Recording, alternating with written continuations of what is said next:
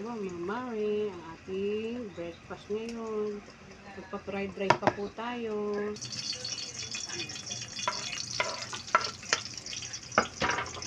Yung bawang ko po buo mga mare, napapansin niyo po kasi mga mare, luto na po ang ating fried rice.